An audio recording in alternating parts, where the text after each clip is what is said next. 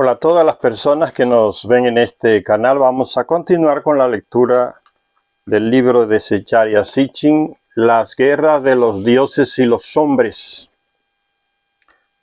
Los dioses primero porque fueron ellos, los Anunnakis que llegaron de Nibiru. Son los mismos que aparecen en la Biblia con el nombre de Elohim, Anakim, Nefilim. Estamos leyendo esta parte donde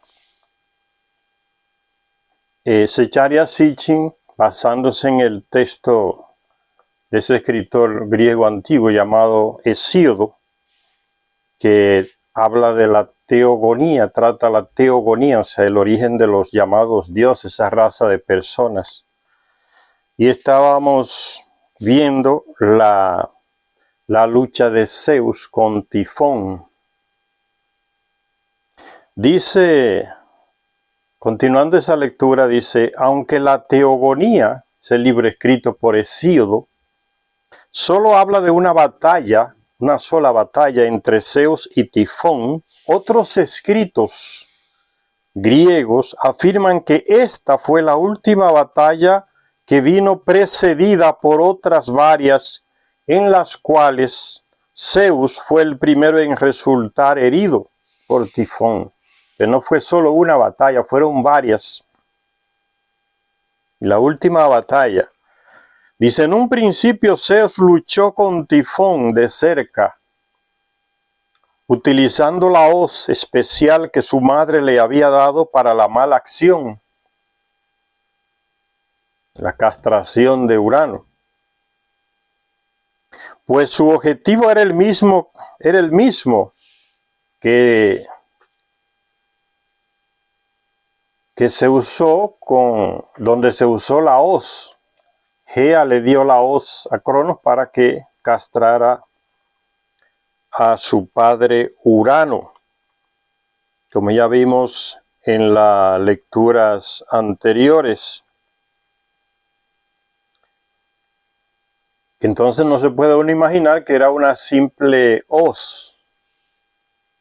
Tenía que ser algo más potente que la simple hoz que se usa ahí para cortar el arroz. En fin, detalles del arma que él usó y que ahora vuelve a usar con este tío abuelo de él, Tifón, que es hermano del padre de Zeus, Cronos. Entonces Zeus quiere castrar a Tifón, por eso usa la misma hoz. Pero ¿qué resulta? Pero Tifón enredó a Zeus en su red. ¿Qué red sería esa? No se imaginen una red de pescar, de pescador.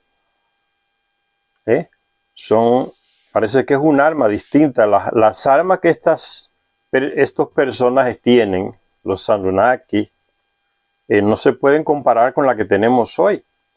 Una tecnología miles de años más avanzada. Entonces no se imaginen algo simplista.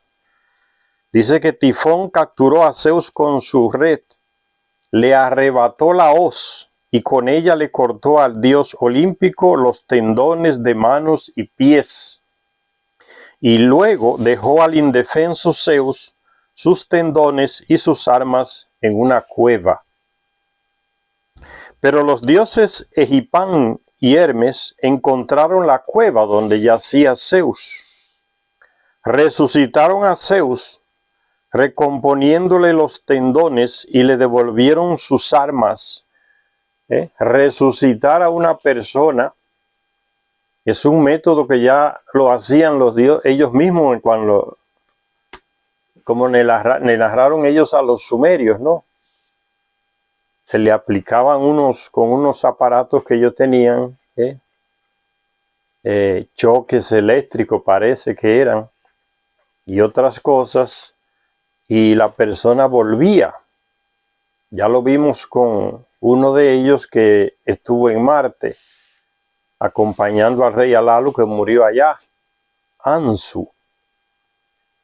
Y después vemos que Enki usa el mismo método con su sobrina Inanna. Le aplican esos dos aparatos y la persona vuelve a la vida. Aquí dice entonces que estos dos de ellos, de los dioses, llamados dioses, Egipán y Hermes, encontraron a Zeus en la cueva y le aplicaron esos aparatos y los revivieron, recomponiéndole los tendones, que cómo se recomponen los tendones de los brazos y de los pies. Estás hablando aquí entonces de una medicina mucho más avanzadísima que la que no pudiéramos imaginar. Una técnica en medicina que les recompone los tendones de los pies y de las manos y la persona sale de nuevo, caminando normal. Y que le devolvieron sus armas también. Entonces Zeus escapó y volvió en un carro alado. El tipo quiere la guerra de nuevo y volvió ahora en un carro alado, o sea, en una nave. Eso significa carro alado. Alado porque es como si tuviera alas, como un pájaro. El carro alado, una nave aérea. Entonces Zeus volvió en una nave aérea para continuar el combate. Fíjense que la primera modalidad dijo que era una lucha de cerca, por eso quería usar la hoz para castrarlo. Es una lucha como casi cuerpo a cuerpo. Ahora la lucha viene a nivel de naves aéreas. Dice, Zeus volvió con una nave, con un carro alado, hasta el Olimpo, en donde se aprovisionó con más rayos para su atronador. El arma que le dieron, una de las armas que le dieron a aquellos cíclopes, hijos de Urano, hermanos de Cronos, el padre de Zeus. Entonces dice que, y parece que ese atronador, una de esas armas, necesitaba como que se descargaba, diríamos hoy. Porque dice aquí que él tuvo que volver al Olimpo, o sea, la residencia de ellos, que como ya les dije, no es que estaban encima del monte Olimpo, que todavía existe por ahí por Grecia, sino que vivían dentro de la montaña, como se han visto hoy muchos ovnis entrando dentro de montañas. Dentro de la tierra hay civilizaciones mucho más avanzadas, entonces era dentro de la tierra que ellos vivían en esa residencia llamada el Olimpo, donde no entraban los terrestres. Dice, volvió y se aprovisionó con más rayos para su atronador. Entonces, el atronador es un arma que suelta rayos, pero que necesita recargarse. Eso es lo que nos está diciendo implícitamente. Donde se aprovisionó con más rayos para su atronador. Volvió para atacar a Tifón, llevándole al monte Nisa, donde las parcas lograron con engaños que comiera el alimento de los mortales. Y Tifón, al comer el alimento de los mortales, o sea, de los terrestres, está queriendo decir, lo que hizo fue que se sintió débil en lugar de revigorizarse. Aquí nos está dando una información importante, señores. El alimento que nosotros consumimos está muy contaminado. Ellos, los Anunnaki, los llamados dioses, comen unos alimentos mucho más puros que el de nosotros. Ya se dice en los textos sumerios que ellos trajeron y plantaron aquí cereales, frutas, animales, incluso trajeron desde Nibiru, incluso animales vivos, como por ejemplo la oveja, que fue traída de Nibiru. Y aquí se reproducen todos esos animales y esas plantas que ellos trajeron en sus laboratorios, ahí en Medio Oriente y en África, fueron manipulados genéticamente y surgieron diferentes especies, tanto de granos, de cereales, como de animales. Y que trajeron ellos unas plantas de Nibiru, las cuales usaban solo ellos, no las compartían con los terrestres. Y de alguna de esas plantas producían un elixir. En algunos textos se le llama el suma, como una ambrosía, una bebida que los revigoriza.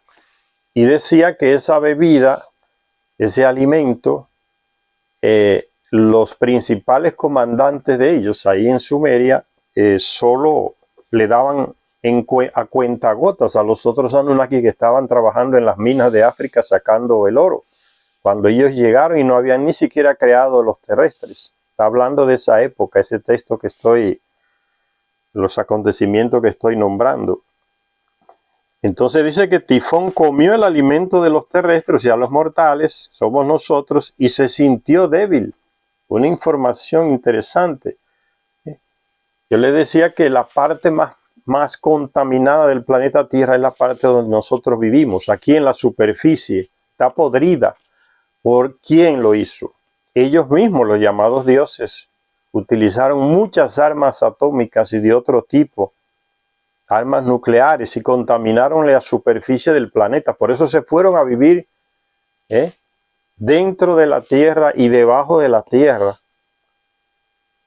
Están esas civilizaciones que son muchos miles de años mucho más avanzadas, que tienen platos voladores que entran y salen, porque aquí la superficie está podrida. Ellos la dejaron podrida. Todavía hay restos de huellas de terrenos quemados en Medio Oriente, en Asia, quemados por esos ataques nucleares que ellos usaban entre ellos, en la guerra entre ellos. Contaminaron todo y lo dejaron sucio, podrido, y se fueron a otro lugar del planeta. Entonces el alimento del terrestre a ellos los debilita. No tienen los suficientes nutrientes, la capacidad nutritiva que tiene el alimento de ellos. Sea agua, sea líquido, sea sólido. Y sigue diciendo el texto, el combate se reanudó en los cielos. ¿Ven?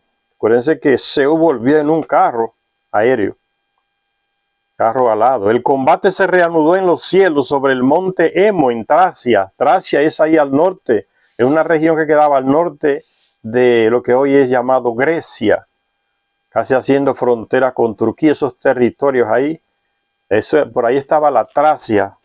Dice, el combate se reanudó en los cielos sobre el monte Hemo en Tracia. Continuó sobre el monte Etna. ¿Ven? Están en Grecia ya, cerca de Turquía, y de repente ahora continúa el combate aquí en el sur de Italia, en la isla de Sicilia. ¿Por qué? Porque no era caminando que iban, era en naves aéreas. Aquí lo está diciendo claramente, ¿no? En naves aéreas. Ellos podían hacer eso, porque tenían naves aéreas. Y fíjense que va a seguir expandiéndose el combate a otros lugares que quedan a miles de kilómetros unos de otros. De Tracia se fueron al monte Etna, donde está aquel gran volcán en Sicilia, el volcán Etna, que todavía está activo. Y terminó sobre el monte Casio, en la costa asiática del Mediterráneo oriental. Allí Zeus, utilizando su rayo, derribó a Tifón de los cielos. Era una lucha ahora a nivel de naves aéreas. Las similitudes, sigue diciendo Zecharia Sitchin, las similitudes entre las batallas, las armas utilizadas, los lugares, así como los relatos de castración, mutilación y resurrección, todo ello en el transcurso de unas luchas por la sucesión, por el poder, por los territorios, convencieron a Heródoto y a otros historiadores griegos clásicos estas similitudes en varios aspectos. Convencieron a Heródoto y a otros historiadores griegos y clásicos, Heródoto, como dicen otros, de que los griegos habían tomado prestada su teogonía, o sea, sus relatos sobre esa raza llamada de dioses.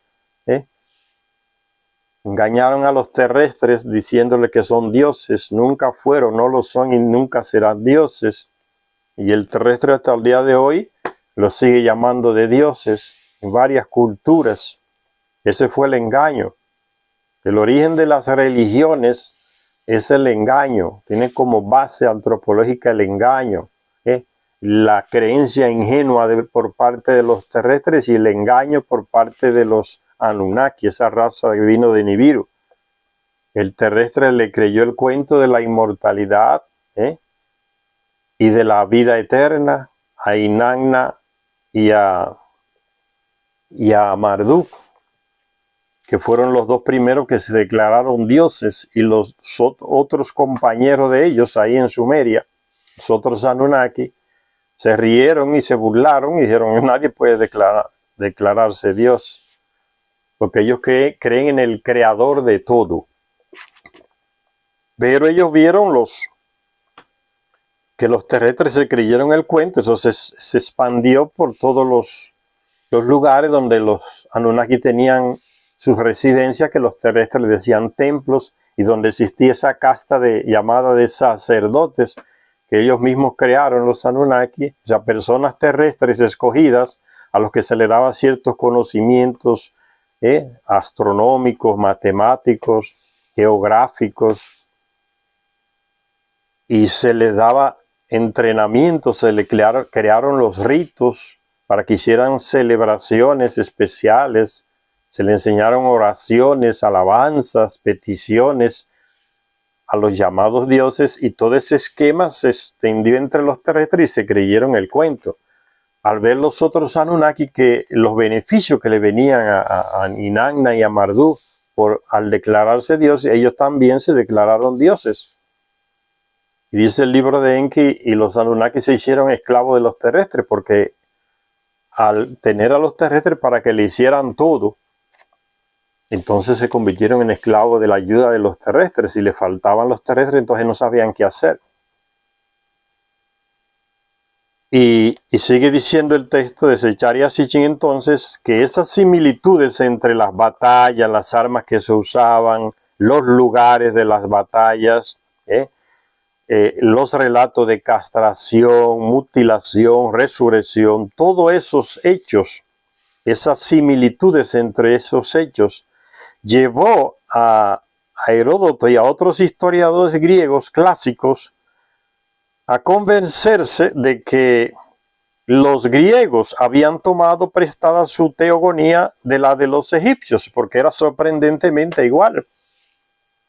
Y los egipcios la toman de ellos mismos, porque estaba Marduk ahí en Egipto, y también la toman de los sumerios, que fue la primera civilización que crearon los Anunnaki, los llamados dioses.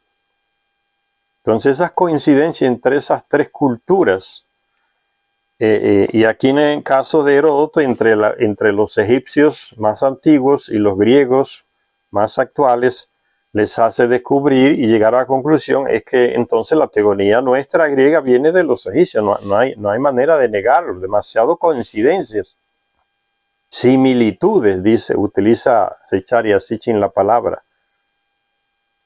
Y sigue diciendo Zecharia Sitchin que lo convenció a Heródoto y a otros historiadores clásicos de que los griegos habían tomado prestada su teogonía de la de los egipcios. O sea, sus relatos sobre los dioses, teogonía, estudios sobre esas razas, sobre esos dioses llamados teogonía.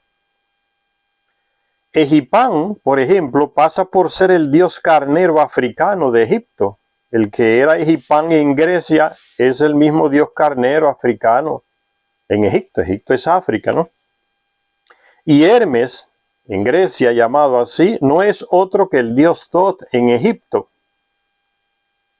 Mensajero de los dioses, gran creador que participó en la creación del terrestre, en la manipulación genética, junto con su padre Enki, que en Egipto se le llama Tap. Y con una media hermana de Enki crearon al terrestre. Tot participó.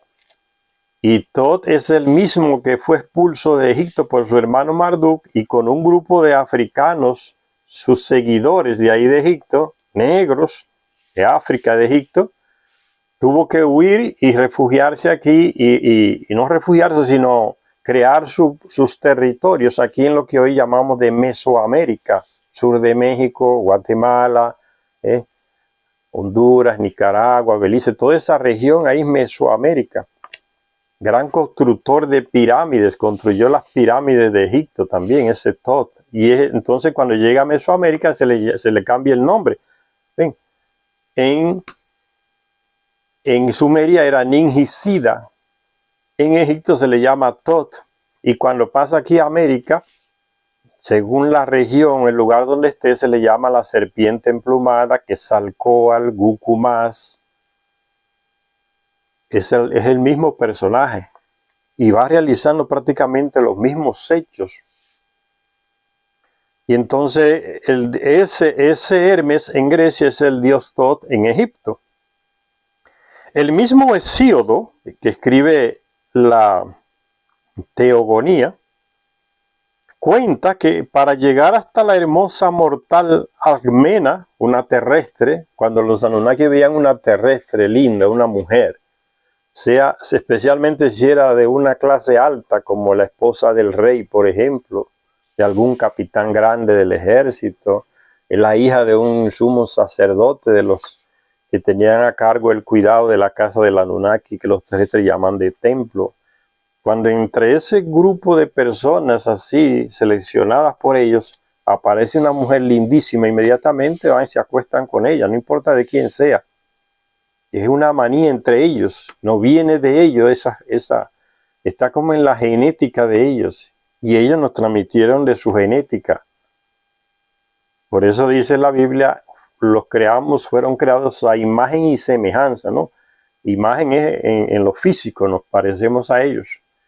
Y semejanza hace referencia al campo psicológico de la persona, ¿no? Su manera de reaccionar, de actuar. Esos dos campos humanos, a su imagen y semejanza. Por eso los mismos errores que vemos en los dioses sumerios, los llamados dioses, ¿no? Que son los Anunnaki cuando están en Sumeria, cuando están en Egipto, cuando están en Grecia, cuando están en la India, son prácticamente los mismos de los terrestres. No porque ellos copiaron de nosotros, porque el escritor se inspiró en los sentimientos de los terrestres, no. Es que nosotros nos parecemos a ellos. Eso nos viene de ellos, esas actitudes de ellos. Dice el mismo Hesíodo cuenta que para llegar hasta la hermosa mortal significa terrestre, ¿no? Mortal, porque el terrestre haya que los dioses no mueren. Entonces, para hacer la diferencia, le llaman mortal a los terrestres. Pero ellos nacen, crecen y mueren, como nosotros, solo en un tiempo diferente, un ciclo de vida muy, muy distinto al nuestro. Dice, el mismo Hesíodo cuenta que para llegar hasta la hermosa mortal Alcmena, así se llamaba esa mujer, para que engendrara al heroico Heracles, el que le llamamos Hércules ahí en Grecia, Zeus se escapó por la noche del monte Olimpo. Entonces, Hércules es hijo de Zeus, que es un dios, uno de ellos, los Anunnaki, y de una terrestre, Almena. Eso lo vienen ellos haciendo desde el tiempo de Marduk en Sumeria. Marduk es el primero, que Marduk es el mismo Amon-Ra de Egipto. Marduk es el primero que se casa con una terrestre ahí en Sumeria. Y como regalo de boda se le da esa región de Egipto que ya pertenecía a su padre Enki. Ahí se le da una región a él, unos dominios, dicen los textos del libro perdido de Enki. Se le da esos dominios a Marduk como regalo de boda con la terrestre Sarpanit. Y tienen varios hijos. Ese fue el primero que lo hizo. Y después entonces los otros Anunnaki, cientos de ellos, siguieron de generaciones en generaciones, los hijos, los bisnietos, los nietos, casándose con terrestres y a veces tomándolas como mujeres o dejándolas embarazadas y siguiendo buscando otras, incluso entre las mismas mujeres Anunnaki. O sea, lo que hoy llamamos un desenfreno sexual, una satiromanía. O entre las mujeres también sucede la ninfomanía, ¿no? Ese deseo sexual permanente. Eso es lo que tenemos en nuestra genética, señora. No es lo que nos han metido las religiones católicas, judías y musulmanas, no. Es antes de esas religiones aparecer. Ya tenemos la genética nuestra, viene de ellos. Y eso no lo quitan las religiones. Está dentro de nuestra estructura física y espiritual, o sea, a nivel de sentimiento, de deseos. Entonces Zeus, para llegarse a esa mujer, Alcmena, dice que, y engendrar a Hércules, o Heracles en Grecia, se escapó por la noche del monte Olimpo. ¿Por qué por la noche? Porque ella estaba casado con su hermana Hera, y Hera no le quitaba los ojos de encima porque le metía demasiado cuerno. Todos ellos hacían eso con sus mujeres. Entonces por eso dice, se escapó en la noche. A lo mejor dejó que esperó que ella se durmiera y se escapó. El detalle es importante. Se escapó en la noche, Zeus del Olimpo, y fue hasta la tierra de Tifainión. No se dice dónde estaba ubicado ese territorio, porque son términos antiquísimos. Y ya los territorios en el planeta han cambiado muchísimo a través de miles de años. Lo que hoy es el Sáhara, ese desierto inmenso que atraviesa África, eso no existía. Era puro mar y agua y lagos y floresta, verde. Y no lo invento yo no soy experto en eso, lo dicen los textos y las pinturas que se han encontrado en desiertos de Libia, de Sudán, donde los hombres antiquísimos dejaron en las piedras diseñados animales de mar y de tierra. Y ellos diseñaban en las paredes lo que ellos veían, pintaban en las paredes lo que ellos veían, con los animales que convivían. Entonces no había desierto. Por eso uno tiene que saber la geografía de los lugares del planeta, cómo han cambiado a través de miles de años, para entender a veces lo que se dice en estos textos. Entonces sigue diciendo que Zeus escapó en la noche desde el Olimpo y fue hasta la tierra de Tifainión. Ve, hasta los lugares cambian. Los países que hoy existían, miles de años atrás no existían. El último país que se ha creado es Sudán del Sur, que eso no existía. Ya hace 5 o 7 años que comenzó a existir, porque los israelíes junto con los estadounidenses querían robar petróleo del sur de Sudán, y entonces promovieron la división. Y ahí está, Sudán del Sur. Ya hay otro paísito donde ellos roban petróleo y hacen lo que les da la gana. Entonces esa división de esos países, lo que hoy llamamos esos países, eso no existía antes. Y sigue diciendo entonces, descansando allí, en la tierra de Tifaonión, en la cúspide del Fiquión, la montaña de la Esfinge. La mortal Esfinge, dice el texto, que destruyera a los cadmeanos, una tribu antigua, los antiguos.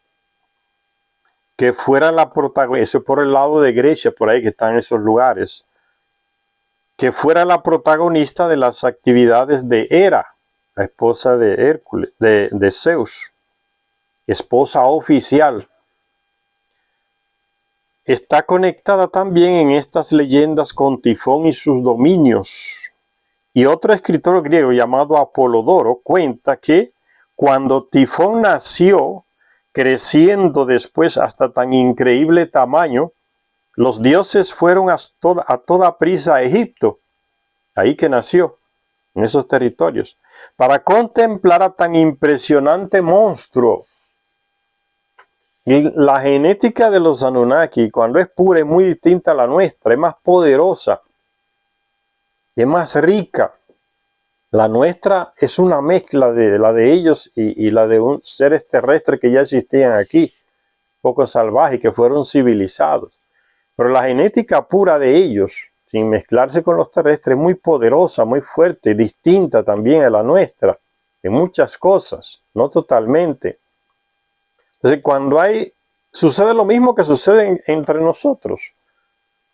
Suceden incestos, y cuando suceden ese tipo de relación sexual muy cercana a nivel de sangre, diríamos a nivel sanguíneo, madre, hijo, tía, sobrino, abuelo, nieto, hermano con hermana, hermano con media hermana, como sucede entre nosotros, también sucede entre ellos. Salen personas con problemas, con deformaciones, y otros salen normales. Entonces, como la genética de ellos es mucho más fuerte que la de nosotros, son miles y millones de años mucho más avanzados que nosotros genéticamente, entonces salen con lo que hoy uno llama monstruos, gigantes, cuando producen deformaciones. Entonces no es extraño explicarse los llamados monstruos que son nombrados en estas narraciones de los llamados dioses, en las teogonías, sea en Egipto, en Sumeria o en la India, de esas personas que tienen cientos de brazos, 50 cabezas, que es mitad hombre y mitad mujer. Son las deformaciones que salen de las uniones y también las manipulaciones genéticas que ellos hacían,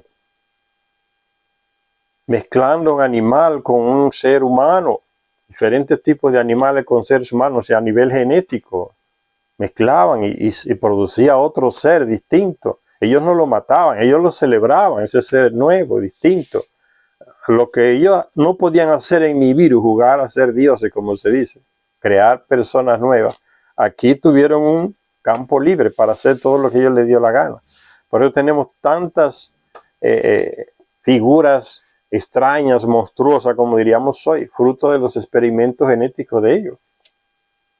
Un ser con cabeza de toro, un ser con cabeza de humano y cuerpo de serpiente, una mujer, otro con cabeza humana y cuerpo de pez, otro con cabeza de pájaro y una mezcla de varios animales. Todos esos experimentos genéticos vienen de ellos. Ellos lo ven como normal. Hoy, a través de la religión y la influencia religiosa, decimos que esas son cosas éticamente inmorales. Lo dicen cierto grupo de personas. Pero para ellos no era normal esas prácticas y producen esos seres. Dice que fueron a ver a Tifón cuando nació en Egipto. La inmensidad, el tamaño enorme de ese monstruo. Dice Apolodoro, un escritor griego, que cuando Tifón nació, el que luchó con Zeus, tío, hermano, tío, abuelo de Zeus, creciendo después hasta tan increíble tamaño, los dioses fueron a toda prisa a Egipto para contemplar a tan impresionante monstruo. Si eso sucede entre nosotros los terrestres, ¿cuál es la reacción del terrestre ya influenciado por la ignorancia que le meten las religiones? Ay, eso es un demonio, eso es el diablo, esa cosa de otro mundo, ese monstruo, por la ignorancia. Ellos van a ver el monstruo que nació, el tamaño enorme, cuántos metros arriba, no se dice, pero eran enormes. Los gigantes existen y existieron. Y no son de 3 y 4 metros, son mucho más altos. Y varias culturas los han contactado y los han nombrado en sus escritos, en sus leyendas orales también. Entonces Apolodoro dice que esos dioses, llamados dioses, fueron a toda prisa a Egipto para contemplar a tan impresionante monstruo, Tifón. La mayoría de los expertos sostiene que el monte Casio, el lugar en donde acaeció la batalla final entre Zeus y Tifón, el monte Casio, en la costa asiática del Mediterráneo oriental. Dice que ese monte Casio estaba situado cerca de la desembocadura del río Orontes, en la actual Siria, lo que hoy es Siria. Pero un escritor alemán escribió una obra llamada Baal Safón, Zeus, Casios y el paso de los israelitas por el mar. En esa obra, ese escritor alemán llamado Otto Eisfeld dice que hubo otro monte que tuvo el mismo nombre en la antigüedad, o sea que también se llamó el monte Casio en la antigüedad. Un promontorio sobre el mar Serbónico que sobresale de la península del Sinaí en el mar Mediterráneo, en lo que hoy es Israel y Palestina. Y sugiere ese escritor que era el monte al que se referían las leyendas antiguas, donde se dio esa batalla final entre Zeus y Tifón. Tifón. Una vez más, todo lo que hay que hacer es confiar en la información dada por Heródoto acerca de Egipto, dice Zecharia Sitchin. Al detallar la ruta terrestre desde Fenicia, ahí en el Líbano, hasta Egipto, o sea, toda esa ruta que viene en la costa del mar Mediterráneo, desde lo que hoy es el Líbano, donde estaba Fenicia por ahí, Hay rutas terrestres y rutas marítimas hasta llegar a Egipto. Dice, al detallar la ruta terrestre desde Fenicia hasta Egipto a través de Filistea, o sea, eso es esa región de lo que he llamado a la Palestina, que hoy es Israel. Al detallar la ruta terrestre desde Fenicia hasta Egipto a través de Filistea, Heródoto dice que las tierras asiáticas se extienden hasta el lago Cerbonis. Existe ese lago, puede ser que haya desaparecido porque es en Egipto, esos territorios. Como les dije, como yo les acabé diciéndoles, el Sahara no existía. Eran territorios fértiles con mucha agua, con muchos lagos. Ya no existen más, pero son mencionados en los textos antiguos porque existían. El lago Cerbonis, cerca del lugar en donde el monte Casio se introduce en el mar. Egipto comienza en el lago Cerbonis, donde según la leyenda se ocultó Tifón, huyendo de Zeus. Una vez más, los relatos griegos y los egipcios convergen con la península del Sinaí en el clímax. ¿Sí? Todo eso que nos ha dicho Cesario Hitchens para mostrarnos cómo convergen las lecturas y los relatos antiquísimos egipcios con los griegos. A pesar de los muchos hilos conectores que encontraron los antiguos griegos entre su teogonía y la de Egipto, los eruditos europeos del siglo XIX encontraron paralelismos aún más sorprendentes en un lugar mucho más lejano que Egipto y Grecia. ¿Dónde? En la India. Encontraron paralelismos aún más sorprendentes que lo que hay entre Egipto y Grecia. Los que encontraron en la India, los expertos en el siglo XIX. Porque son los mismos personajes en diferentes lugares. En el libro perdido de Enki vimos cómo los Anunnaki dividieron la tierra, se repartieron la tierra entre ellos, ¿no? Y la dividieron en 4 regiones. La primera región ahí en Mesopotamia, que mandaba el comandante supremo de Dios aquí en la tierra llamado Enlil y sus descendientes. La segunda región en Egipto, ahí mandaba el segundo hombre fuerte de ellos, que era Enki. Y que todo ese territorio quedaron entonces para sus descendientes, sus hijos Marduk y los otros. La tercera región se le dio a Inanna, una nieta de Enlil, y fue esa que se ubicó allá en los territorios que hoy son Pakistán, el Valle del Indo y la India. Todas esas regiones por ahí cerca se le entregaron a Inanna como la tercera región. La cuarta región fue ubicada, creada ahí donde estaba el espacio puerto de ellos, en la península, en el Sinaí, toda esa región ahí, del sur de Palestina. Y se le dio, ahí estaba el espacio puerto, era un sitio estratégico. Y como estaban en lucha entre el clan de Enki y de Enlil, para que no haya guerra, se le entregó ese territorio ahí a la media hermana de los dos llamada Nigmat. Ahí en ese territorio, en la península del Sinaí, por esos lugares, estaba la cuarta región. Entonces la tercera región de Inanna corresponde a esa, al Valle del Indo, todo lo que es India y Pakistán y esos lugares por ahí más cerca. Hoy son países. Por eso hay coincidencia entre esos personajes, tanto en la India, tanto en Egipto, en Grecia, como en Sumeria. Porque son los mismos personajes, siendo llamados de dioses. Entonces ven cómo es fácil hacer el enlace entre las 4 culturas, la sumeria, la egipcia, la griega y la hindú. Dice, los eruditos europeos del siglo XIX encontraron paralelismos aún más sorprendentes en un lugar mucho más lejano, la India. Paralelismo entre las narraciones que se hacen, las luchas, los acontecimientos, tanto en la India, de estos personajes de esta raza de gente llamados dioses por los terrestres, tanto en la India, en Egipto, en Grecia y en Sumeria.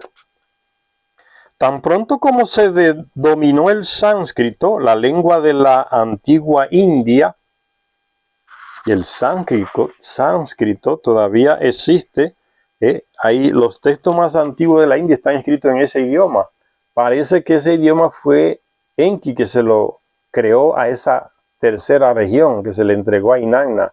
Enki le creó ese idioma, el sánscrito, porque Enki era el especialista en crear civilizaciones distintas. Y ese hombre es tan inteligente, o no se sabe si murió, ¿no?, que él tenía como en un disco duro, diríamos hoy, en los textos sumerios se le llama el ME. Entonces diríamos hoy como un disco duro. Tenía diferentes discos duros donde estaban diferentes tipos de civilizaciones, todas codificadas en este disco duro. Y que muchos Anunnakis se mataban por tener esos discos. Y su hermano mayor, Enlil, le reclamó al padre de los dos, Anu, cuando visitó aquí la tierra, el rey de Nibiru, Anu, padre de los dos. Enlil le reclamó a Anu que Enki no quiere compartir los ME, o sea, los discos duros para crear civilizaciones distintas. Y Anu le dijo a Enki que tenía que compartirlo con los otros jefes Anunnaki. Entonces el tipo era tan inteligente que uno no puede imaginarse. Crear toda una civilización y codificarla en un disco duro. Y él, por orden de Enlil, Enki, creó los idiomas de varios lugares cuando Enlil decidió darle idioma diferente a todos los terrestres para dividirlos, para que no se unieran. Y ese relato de esa creación de diferentes lenguas, idiomas, ya aparece en los textos de la Biblia, que son mucho más recientes que los sumerios, son copias o resúmenes de los textos sumerios, ¿no? Ya en el Antiguo Testamento aparece en la Torre de Babel, que era una torre de lanzamiento que Marduk con sus seguidores terrestres estaba construyendo ahí en Babil, lo que hoy es Babilonia, en una ciudad de la que él fundó ahí. Una torre de lanzamiento de naves directamente hacia Nibiru. Y Enlil se reunió con sus hijos y le dijo, no puede ser. ¿Qué no conseguirán ya si ya consiguen eso? Y entonces le destruyó la torre con un ataque nuclear y al mismo tiempo hizo que Enki elaborara lenguas para todos esos pueblos distintos que apoyaron a Marduk en ese proyecto. La Torre de Babel era una torre de lanzamiento de naves, una plataforma para lanzar naves al espacio, a Nibiru. Entonces, tantos idiomas en el mundo viene de ahí, de esa situación, para dividir al terrestre, que se le dificultara la unión a la hora de hacer proyectos que podían influenciar o en el poder que tenían los llamados dioses aquí. Porque esa división entre ellos hizo que los de Enki, más que nada, agarraran a muchos terrestres y lo tuvieran como seguidores y le compartían cierta tecnología. Los de Enlil no querían eso. Entonces hacían lo posible para que a los terrestres no le llegara esa tecnología. Por eso le destruyeron ese proyecto a Marduk y sus seguidores terrestres ahí, mataron miles de terrestres. Y sigue diciendo Zecharia Sitchin entonces que cuando se descubrió esa cultura de la India por los europeos en el siglo XIX, no se descubrió, sino que los europeos, esos expertos europeos, estudiosos de esas cuestiones, teogonías, arqueología antigua, cuando llegaron a la India, no es que la descubrieron, que la India ya existía. Esa estupidez de que los europeos descubren otra parte del mundo donde ya existen personas viviendo hace miles de años, es la cosa más absurda y estúpida que uno puede tener. Eso viene de una supuesta supremacía de ellos, que es falsa. Supuesta civilización superior de ellos, que es falso. Entonces no descubrieron nada, pues ya aquí había personas, como en la India ya hacía miles de años que existían culturas, y mucho más avanzadas que las que existían en Europa. Entonces en el siglo XIX parece que llegan los primeros expertos europeos y descubren esos textos, o sea, se informan de que esos textos escritos en sánscrito existen en la India por miles y todavía están. La mayoría de esos textos antiquísimos todavía ni siquiera se han traducido. Dice, cuando los expertos europeos llegaron a la India, se sorprendieron Europa quedó hechizada cuando fue descubierto ese idioma, el sánscrito, y se consiguió traducir esa lengua antigua a finales del siglo XVIII. Europa se quedó hechizada con las traducciones de sus hasta entonces desconocidos escritos de la India. Aunque en un principio fuera un campo dominado por los británicos, que fueron los primeros, Inglaterra era el imperio en esa época, entonces fueron los primeros que llegaron por ahí a colonizar, ¿no? A robar territorio, como se dice, como se debe decir. El imperio se caracterizan por eso, son ladrones, a robar territorio en otros lugares. Llegaron los ingleses, se apoderaron de la India y de otros lugares por ahí en base a su superioridad armamentística que tenían. Dice que, aunque en un principio fuera un campo dominado por los británicos, el estudio de la literatura sánscrita, de su filosofía y de su mitología, fue el favorito de los eruditos, los poetas y los intelectuales alemanes de mediados del siglo XIX. Pues el sánscrito resultaba ser una lengua madre de los idiomas indoeuropeos, así pensaban ellos. Hay otras teorías que dicen que no, a los cuales pertenecía el alemán, y los que lo llevaron a la India fueron las tribus que emigraron desde las costas del mar Caspio, los arios, que según creían los alemanes también habían sido también sus antepasados. Eso es lo que ellos creen.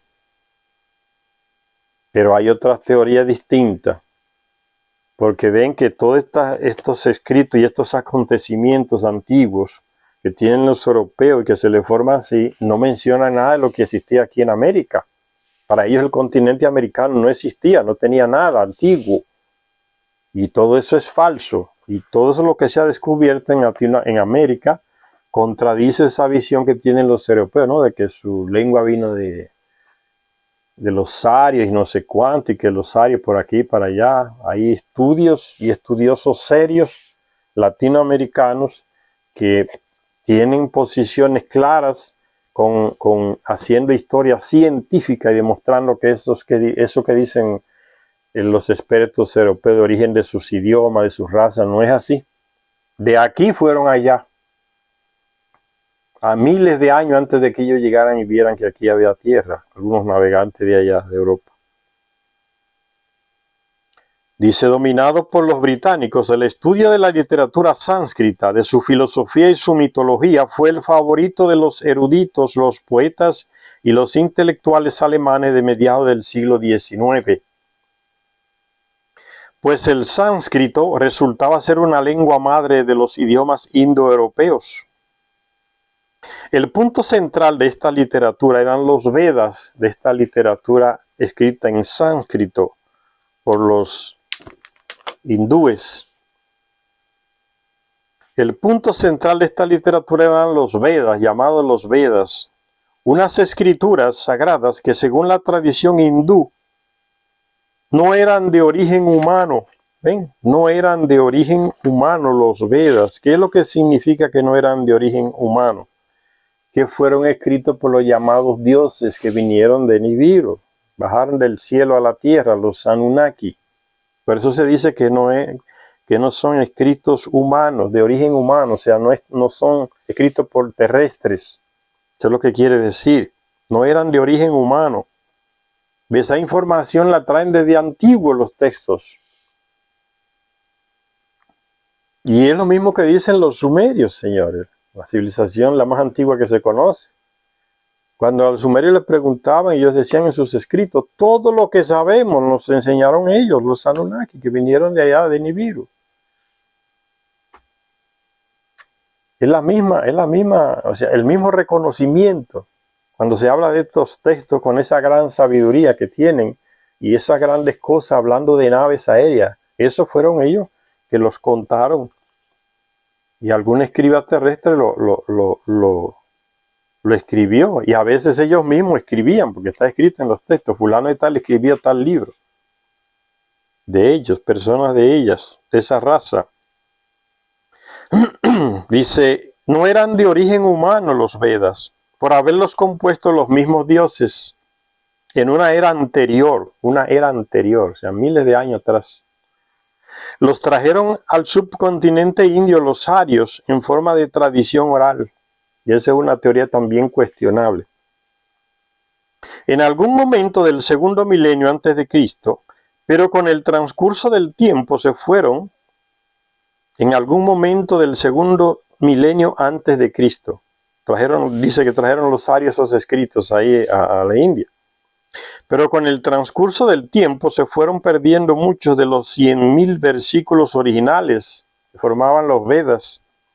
De manera que hacia el año 200 antes de Cristo, un sabio plasmó por escrito los versículos que quedaban, dividiéndolos en 4 partes.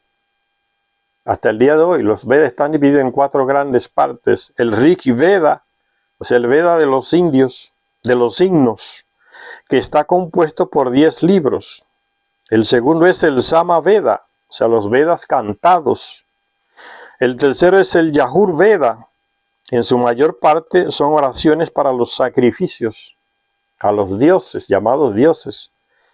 Y el Atharva Veda es el cuarto, conjuros y encantamientos. Ve cómo los dioses les van enseñando a los terrestres los rituales de las religiones, es para que los traten como dioses. Los rituales, la ropa que deben de usar, las ceremonias que deben hacer, todo eso se le enseñaron ellos a los terrestres, para que los adoraran y los vieran como dioses. La construcción de los templos, a las personas que le iban a servir en el templo, llamándoles sacerdotes, la ropa que tenían que usar, todo eso se le enseñaron ellos a los terrestres. De oraciones y sacrificios, himnos, conjuros, encantamientos. Con el tiempo, los distintos componentes de los Vedas y la literatura auxiliar que surgió a partir de ellos, los mantras, los brahmanas, los aranyakas, los upanishads, se completaron con los no védicos, que ya no estaban entre los Vedas, estos escritos, como por ejemplo los Puranas o antiguos escritos, junto con los grandes relatos épicos del Mahabharata y el Ramayana. Constituyen las fuentes de las leyendas arias e hindúes del cielo y la tierra, de dioses y héroes, del cielo y la tierra. Gente que vino del cielo hacia la tierra, de Nibiru hacia acá, del cielo. Entonces son escritos que tienen que ver con ellos y con los terrestres de su tiempo. De dioses y hombres, de cielo y la tierra, de dioses y héroes. Debido al largo intervalo de tradición oral, a la longitud y la profusión de textos finalmente escritos a lo largo de los siglos, a los muchos nombres, términos genéricos y epítetos empleados con las deidades de forma intercambiable, y debido también al hecho de que muchos de estos nombres y términos originales no eran al fin y al cabo arios, no eran arios, pero se cuestiona el origen ario, como ellos dicen. No se puede decir que la literatura sánscrita se caracterice por su consistencia y su precisión. Sin embargo, existen algunos hechos y acontecimientos que sobresalen como principios básicos del legado ario hindú. En el principio, dicen esos textos antiguos en la India, según nos cuentan estas fuentes, solo existían los cuerpos celestes, ¿ves? Como en Sumeria, al principio estaba la formación del sistema solar nuestro, los planetas que existían, que fluían, que tenían órbita alrededor del Sol. Al principio solo existían los cuerpos celestes, no había nada en la Tierra, no existía la Tierra, ni terrestres creados. Al principio solo existían los cuerpos celestes, llamados los primitivos que fluyen, o sea, que circulan, tienen una vuelta alrededor del Sol, una órbita. Los primitivos que fluyen. Hubo algunos trastornos en los cielos y el fluente de las tormentas partió en dos al dragón. Está hablando de la colisión de Nibiru con el planeta Tiamat que estaba entre Marte y Júpiter. En la misma narración de la creación de nuestro sistema solar como la narran los sumerios en la India. ¿Ven? Igual.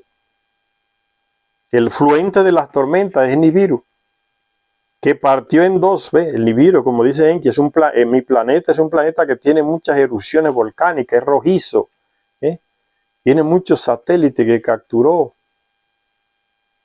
Él fue que chocó y dividió en dos al planeta que estaba entre Marte y Júpiter, llamado Tiamat. Lo partió en dos. Una parte se convirtieron en destrozos que hoy se le llama el cinturón de asteroides, que están ahí girando alrededor del Sol, en el sentido horario, contrario a como giran los otros planetas del sistema. Y la otra parte de Tiamat, llena de oro y agua, se convirtió en el planeta Tierra, que con un golpe del mismo Nibiru, que al golpear esa parte le transmitió el ADN de Nibiru, por eso somos compatibles con los Anunnaki. Ellos pueden tener hijos con nosotros y nosotros con ellos. Lo que se planta en Nibiru se planta aquí también, se reproduce. Ahí en ese choque de Nibiru con esa parte inferior de Tiamat, la expulsó del lugar donde estaba y la colocó en esa órbita donde hoy está el planeta Tierra. Ese fue el origen de nuestro planeta. Mucho oro, mucha agua y el mismo ADN de Nibiru, en ese contacto que hubo ahí, en ese choque. Y los relatos hindúes ven que lo relatan igual, es la misma cosa. El fluente de las tormentas partió en dos al dragón, que los mesopotámicos, los babilónicos escritos antiguos, le llamaban el dragón a Tiamat, que luchó con Nibiru, que los sacerdotes ahí en Babilonia identificaron al planeta Nibiru con su dios Marduk, como que Marduk luchó con ese dragón. Un Hércules luchando con un tifón en Grecia, ¿ven? Dice, el fluente de las tormentas partió en dos al dragón, designadas con nombres no arios, ¿ves? No hay nada de ario en ese lenguaje. Designadas con nombres no arios, cada una de las dos partes en que se dividió el llamado dragón, que es el planeta Tiamat, que estaba entre Marte y Júpiter. Por eso Nibiru pasa entre Marte y Júpiter hasta el día de hoy, cada 3600 años, que fue capturado por el Sol y agarró esa órbita en donde ya existía un planeta y lo destrozó al chocar los satélites de Nibiru y después él con ese planeta Tiamat, lo partió en dos. Y fíjense cómo lo relata en los textos de la cultura hindú, los Vedas, designadas con nombres no arios, cada una de las dos partes en que se dividió el dragón, entre comillas, Tiamat. Los relatos aseveran que Rehu, la parte superior del planeta, ven, destruido, despedazado, todos esos pedazos de los asteroides que llamamos el cinturón de asteroides, ¿ves? Destruido, la parte superior del planeta destruido, cruza los cielos una y otra vez en busca de venganza, cruza los cielos una y otra vez, se mantiene en esa misma órbita alrededor del Sol, como buscando venganza. La parte inferior del dragón, Tiamat, el planeta Tiamat, la parte inferior llamada Ketu, que en los Vedas significa el cortado, se unió a los primitivos en su flujo, o sea, formó otro planeta y tiene su flujo, su órbita, y se unió a los otros planetas, como un planeta más del sistema. ¿Ves? Los mismos relatos de la creación de nuestro sistema como aparecen en los textos sumerios más antiquísimos. Ya aparecen los mismos Vedas de la India, porque son los mismos personajes que van dictando los textos a los terrestres. Por eso dice que son escritos no humanos, porque fueron los dioses que narraron esas cosas a los terrestres, de esa región también, la tercera región, el Valle del Indo. Porque no tenían la tecnología los terrestres para ver y analizar el origen del sistema solar, telescopios y cosas. Entonces, los dioses que vienen de allá para acá en sus naves y tienen ese conocimiento millones y millones de años antes que nosotros fuéramos creados, son los que le dictan estos relatos a los terrestres y lo escriben. Por eso son escritos no humanos.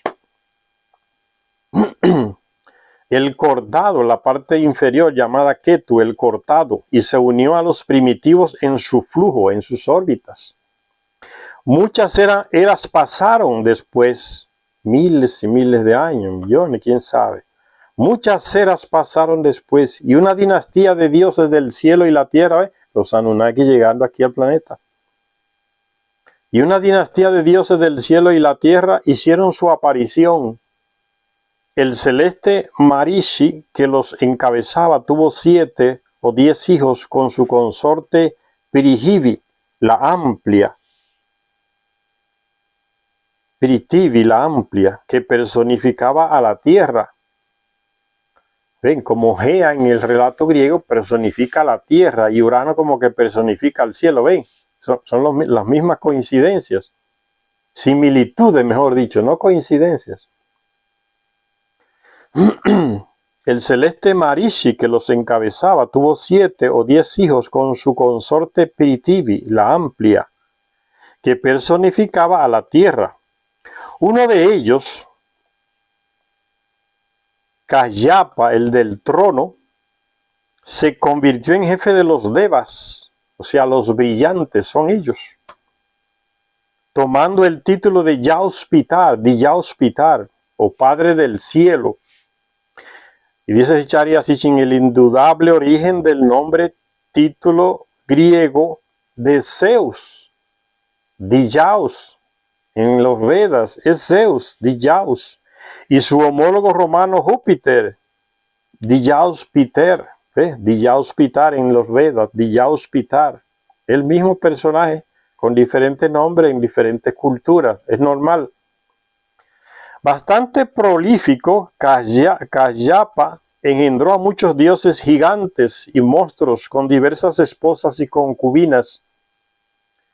Los más importantes e individualmente conocidos y reverenciados desde tiempos védicos fueron los Adityas,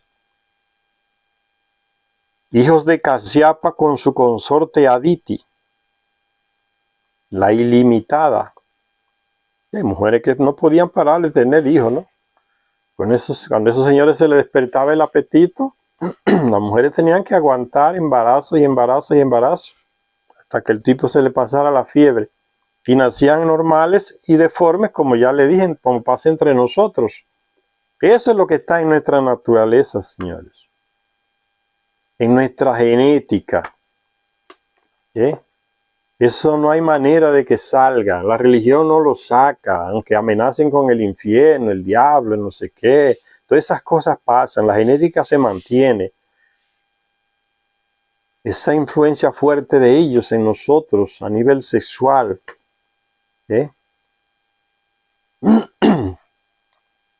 Entonces no es que nosotros somos iguales que ellos. No es que ellos son iguales a nosotros. Es que nosotros nos parecemos a ellos. Semejanza de ellos.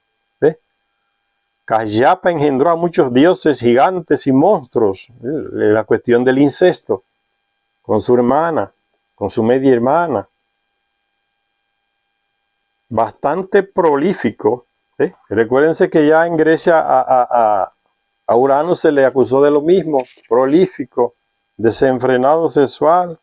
A su hijo Crono igual. A Zeus igual. Que se escapaba a buscar mujeres terrestres y de ellas también diosas.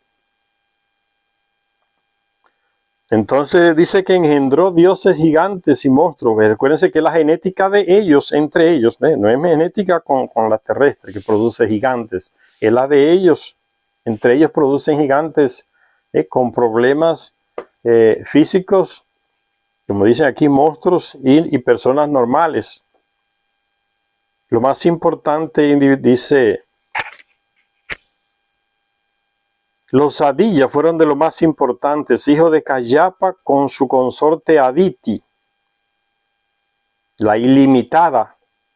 Al principio fueron 7, Vishnu, Varuna, Mitra, Rudra, Pushan, Vastri e Indra. Más tarde los Aditis se unieron con Agni, hijo de Kasyapa y de Aditi, como algunos textos sugieren, de su propia madre Piritivi. ¿Ven? Cómo se van juntando entre ellos. Junturas sanguíneas, como diríamos, es muy cercana. Produce gente normal y gente, como diríamos, soy normal. Los monstruos, como ellos les dicen. Entre ellos estaba, dice, al igual que en el círculo olímpico de los griegos, el número de los Aditis se elevó finalmente a 12 miembros. Y eso viene desde Sumeria. Entre ellos estaba Vaga, que los expertos creen que se convirtió en el dios supremo eslavo, en los países del norte, allá eslavo.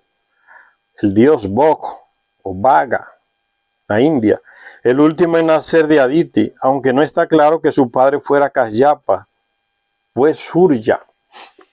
Los cuernos entre ellos también, normal, lo heredamos de ellos. Vastri, el elaborador, un tipo que sabía hacer de todo, pero con una tecnología que no pueden imaginarse, el elaborador, que ya en Grecia aparece un tal Dédalo igual, hacía de todo Dédalo, o Hefesto, que de metal te podía hacer cualquier cosa. Son los mismos personajes en diferentes culturas. Vastri, el elaborador, en su papel de conseguidor, el artesano de los dioses, les proporcionaba vehículos aéreos, ¿ve? Está hablando de naves aéreas, señores. Vehículos aéreos y armas mágicas. ¿Qué son armas mágicas? No es para hacer magia. Es que son armas con una tecnología que no tenemos hoy. Los terrestres lo ven como armas mágicas, ¿no?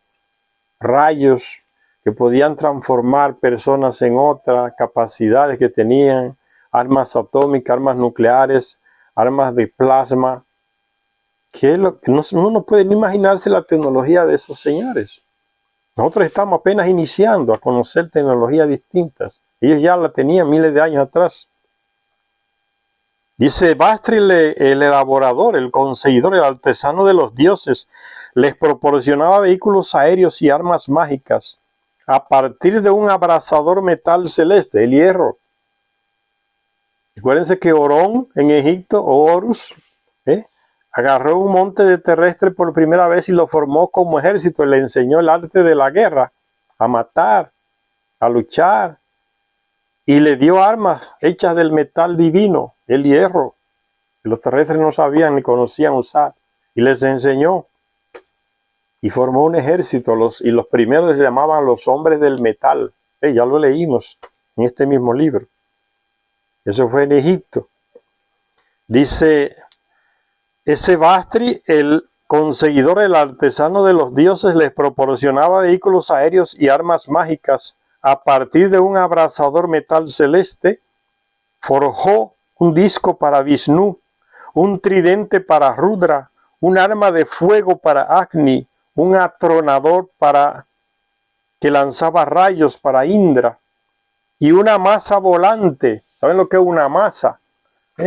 Un arma con un pedazo de madera y más amplia en la punta, una masa, un masazo se le daba a algunas personas, pero aquí es una masa aérea, o sea que tú la agarras y te puedes elevar asegurándola a ella. Así hay que imaginársela, una masa, y eso está representado en muchas imágenes de la cultura de los dioses, llamados dioses de la India, una masa en la mano. Y un dios volando en el aire con la masa, asegurando la masa. Se la construyó Vastri, el elaborador, el artesano de los dioses, una masa volante para Surya. En las antiguas representaciones hindúes, todas estas armas parecen proyectiles manuales de diversas formas. Además, los dioses consiguieron otras armas de los ayudantes de Vastri. Él tenía sus ayudantes en lo que llamaríamos su herrería profesional, ¿no? Fábrica de armas, la industria armamentística de Vastri. Los dioses consiguieron otras armas de los ayudantes de Vastri. Indra, por ejemplo, obtuvo una red aérea con la cual podía capturar a sus enemigos en las batallas aéreas. Pues no era una red de pescar, no era una tela sencilla, que uno no se imagina ni la tecnología, señores. Podía ser un arma magnética que lanzada, como lo usan hoy algunos aviones en Rusia, ¿no? Tienen una arma magnética, el avión llega encima de los barcos estadounidenses y los paraliza. Todo lo que es electrónico se detiene cuando le lanzan esas ondas magnéticas del avión ruso. Ya la probaron varias veces, lo paraliza completamente. Eso es una red. O sea, hay que imaginársela así, no como una red esa que usaban los gladiadores romanos, los que usan para pescar peces, ¿no? Hay que dar un paso más porque ya tenemos cierta tecnología un poquito parecida. Entonces podemos ya tomar esos ejemplos. En lugar de ser tan simplista, pensando que son redes de esas de tela o que hacen los pescadores o los luchadores romanos que tenían. Dice, una red aérea con la cual podía capturar a sus enemigos en las batallas aéreas. La misma red que usa Tifón, ¿eh? Y derruba a Zeus. Y entonces sigue a los carros celestes o vehículos aéreos se les describió invariablemente como brillantes y radiantes. Vamos a terminar aquí, donde se nos habla de Bastri, el gran elaborador, las armas que les dio, la capacidad de fabricación de armas que uno ni imagina hoy que pueden ser construidas. En la próxima lectura continuamos con este tema. Gracias a todas y a todos los que nos siguen en este canal.